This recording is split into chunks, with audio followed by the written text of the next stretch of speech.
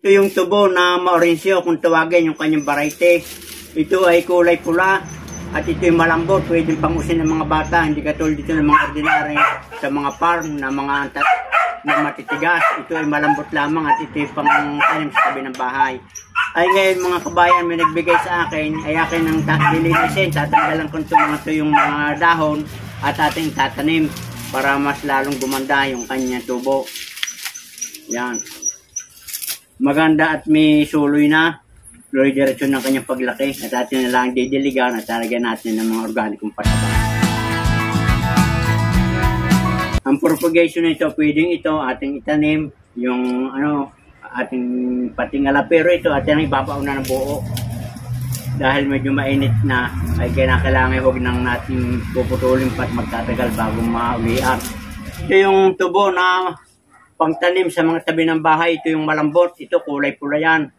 Ang tawag dito ng mga matatanda ay maorensyo. Dahil ito ay malambot at kayang-kayang pangusin ng ngipin lalo kung tayo ay bata-bata pa.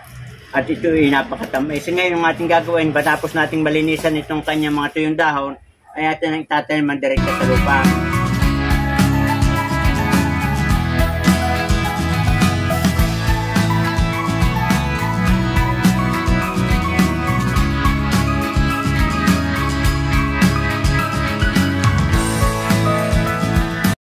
Ito, pagkatapos nating maitanim, mga kabayan, ay atin naman didiligan. At ito talagang nasa tabi ng daan, kaya putol-putol ang dahon. Ito hindi lalaki, kaya binigay na sa akin ng may-ari ito.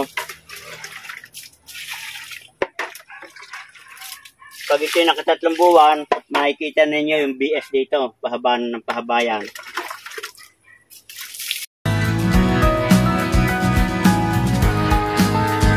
So yan mga kabayan, ganyan lamang ang pagtatanim ng ating tubo sa residential, sa mga ating likod bahay. At ito may ugat na buhay na kaya napakadala niyang mabuhay.